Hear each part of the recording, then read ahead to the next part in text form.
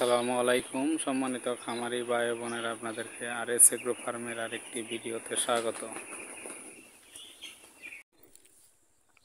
আলোচনার বিষয় হচ্ছে ব্রয়লার মুরগি ফার্মের শীতকালে পর্দা ম্যানেজমেন্ট সিস্টেম।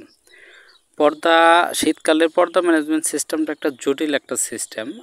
এই সময় শীতকালে মুরগি পালন করাটাই কঠিন হয়ে যায় যদি আপনার পর্দা ম্যানেজমেন্টটা ভালো না থাকে, বা যদি আপনার প্রপার তাপ না পায় বাচ্চা বা মুরগি, সেক্ষেত্রে মুরগির ফলাফলটা খুব একটা ভালো হয় না। তো তার জন্য শীতকালে মুরগি পালন করতে গেলে সঠিক তাপের পাশাপাশি পর্দা ম্যানেজমেন্টটা খুব স্ট্রং করতে হয়। তো আমার যে বিষয়টা আলোচনার উদ্দেশ্য সেটা হচ্ছে, আমার যে মুরগির ফার্মটা দেখতেছেন, ঘরের ভিতরে আপনার আলাদা পর্দা দিয়ে পার্টিশন করে ঘরের ভিতরে যে ঘরটা বানানো হয়েছে, এই ঘরটা মূলত আপনি কত দিন পর্যন্ত রাখবেন, এটাই হচ্ছে আমার আলোচনার বিষয়।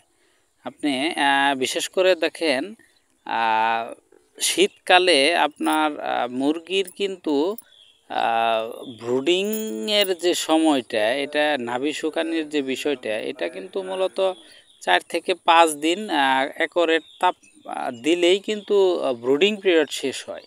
কিন্তু শীতকালের বিষয়টা কিন্তু টোটালি আলাদা। শীতকালে এখানে ব্রুডিং বা কত দিন তাপ দিবেন এটা কিন্তু লিমিটেশন নাই এখানে। আপনি ঠিক আছে 4 থেকে 5 দিন তাপ দিলেন আপনি নাভি শুকালো, কিন্তু আপনি যদি তাপ দেওয়া বন্ধ করেন সেক্ষেত্রে মুরগি শীত লাগবে এবং মুরগি বাচ্চাগুলা পাইলিং করবে, কোনায় একটার উপর আরেকটা উঠে তাপ নেওয়ার চেষ্টা করবে। সেক্ষেত্রে বাচ্চা ক্ষতিগ্রস্ত হবে, মারা যাওয়ার সম্ভাবনা বেশি থাকবে।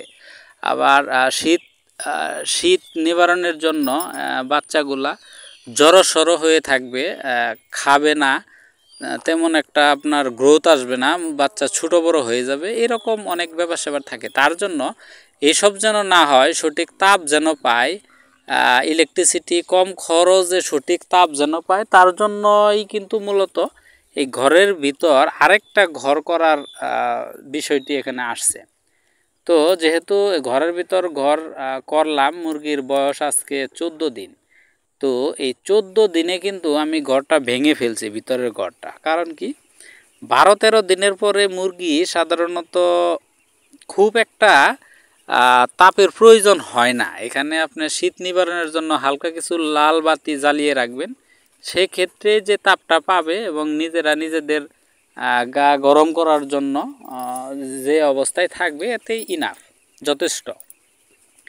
কিন্তু এখানে যদি আপনি 30 দিন পর্যন্ত ঘরের ভিতরে ঘর করে রাখতে চান, সেক্ষেত্রে কিন্তু সমস্যা হয়ে যেতে পারে। কীরকম, 12-13 দিনের পরে কিন্তু মুরগির লিডারের অবস্থা খুব একটা ভালো থাকে না, প্রতিদিন প্রচুর পরিমাণে খাবার খায় এবং মলত্যাগ করে। সেক্ষেত্রে আপনার লিডারটা জড়সড় দলা মানে খারাপ হয়ে যেতে পারে এবং কি অ্যামোনিয়া গ্যাস হওয়ার সম্ভাবনা বেশি থাকে।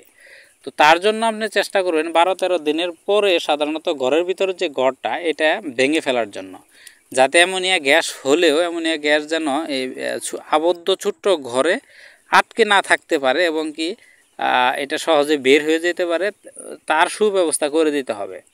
তো আপনি 13-14 দিনের পরে ঘরের ভিতর ঘরটা একদম আউট করে ফেলবেন, এটা আমার সাজেস্ট। এবং কিছু লাল বাতি আপনি বাড়িয়ে দিতে পারেন বা লাল বাতি বিভিন্ন জায়গায় এরিয়া হিসাবে দিতে পারেন, সেক্ষেত্রে আপনার বাচ্চা কিছুটা তাপ পাবে, উপকৃত হবে। তো এটাই হচ্ছিল আমার কথা বলার মূল থিম। কারণ আমার একটা ভিডিও আছে ইউটিউবে, যেখানে আপনার অল্প বাতি জ্বালিয়ে বেশি বা পর্যাপ্ত পরিমাণে তাপ পাওয়ার উপায়।